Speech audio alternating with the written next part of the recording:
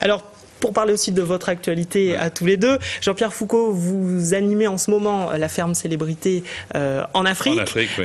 Juste une question, qu'est-ce qui vous a poussé à présenter cette télé-réalité ? J'aime pas le terme de télé-réalité. Ce qui m'a poussé à faire mon métier, écoutez, je trouvais que l'émission était intéressante, que le cadre changeait, que l'Afrique c'était une découverte, et pour moi et sans doute pour beaucoup d'adolescents ou non-adolescents qui regardent le programme. Et j'ai eu la certitude que je pouvais rester moi-même.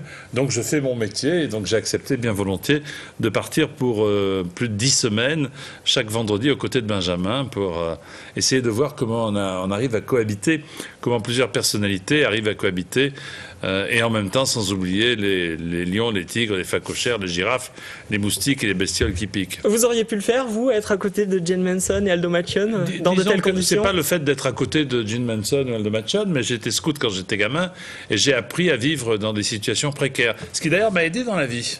On faisait ce qu'on appelait à l'époque des opérations survie.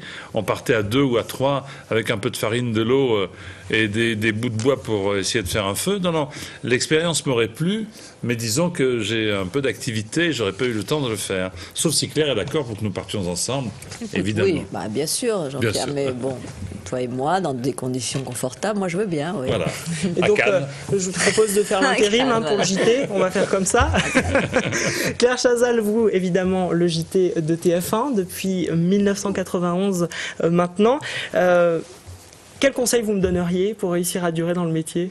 D'abord de faire ce que vous faites très bien, donc voilà, sur un très joli plateau, et c'est parfait, vous êtes très à l'aise et les questions sont très bien, donc continuez, c'est simple, il faut un peu s'accrocher parce qu'il y a quelque chose trappe de temps en temps, c'est un métier très enviable, formidable, des places rares, assez chères, donc autour de vous il doit y avoir déjà des envieux, mais c'est normal et voilà, il faut continuer, il faut travailler. Alors, et c'est aussi des questions qui reviennent chez les gens qui vous ont rencontré. Comment vous faites au fur et à mesure du temps comme ça ? Parce que faire le JT, c'est annoncer aussi des horreurs. Malgré tout, on pense à Haïti récemment. Comment on fait pour annoncer de tels événements comme ça au fil des ans ? Est-ce qu'on arrive à se détacher ou pas ? Je crois qu'on se détache jamais, vraiment, évidemment, et même au gré de sa vie personnelle, on est plus ou moins sensible à certains sujets, à certaines images, et c'est mon cas et c'est votre cas. Et je crois aussi qu'il y a le métier, il y a toutes les équipes derrière, on est tendu sur un projet collectif et plutôt concentré sur la façon de le faire, la façon de le dire, donc la technique, et ça nous évite à ce moment-là de tomber dans l'émotion. C'est en plus notre rôle de ne pas transmettre d'émotion, même si nous sommes des êtres humains. Mais il y a des journaux qui sont plus difficiles que d'autres à faire, il y a des journaux, des images très difficilement soutenables, et cette accumulation d'images aussi, cette répétition, parce que nous regardons évidemment en permanence les chaînes d'information continue, il y a un moment où on est nous-mêmes touchés et atteints. Quels événements vous avez eu à annoncer, vous gardez en mémoire ? Vous disiez Haïti, bien sûr, c'était très douloureux. On continue d'ailleurs, bien sûr, à le traiter, un peu moins, mais c'est une situation qui, évidemment, n'est pas résolue. Il y a eu, bien sûr, le 11 septembre, qui a été quelque chose de déflagration qui nous a tous touchés, non seulement parce que c'était un événement international majeur, mais parce qu'on se sentait nous-mêmes menacés par un ennemi qu'on ne connaissait pas, dont on ne comprenait pas les agissements.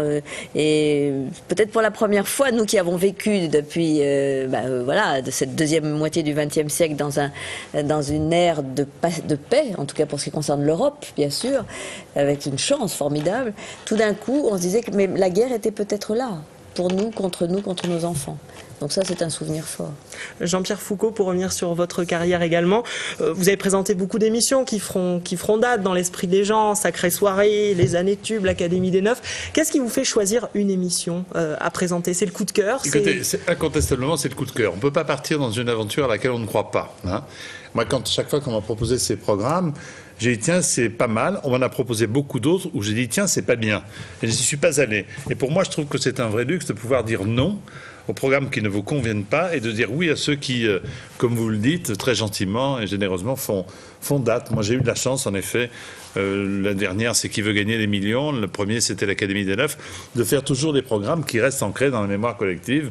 Et pour moi, c'est un véritable bonheur, pourvu que ça dure. On ne se lasse jamais d'une émission qui dure. Je pense à Qui veut gagner des millions. Non, parce que c'est tout à fait différent.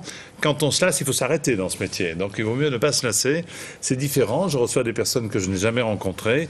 Je découvre des questions en même temps que les candidats. Je fais souffrir mes camarades lorsqu'ils viennent de temps en temps. Ça, c'est un vrai bonheur. Tu ne nous aides jamais. Non. Je crois qu'il faut, dans nos métiers, je parle aussi bien peut-être pour Claire, elle m'arrête si je me trompe, on n'a pas le droit d'être lassé. Hein, si on est lassé, il faut s'arrêter parce que ça se voit comme le nez au milieu de la figure. Et ça fera une belle conclusion à cette interview. Merci à vous deux d'être passés sur le plateau de Clermont Première. Et le direct se poursuit dans un instant.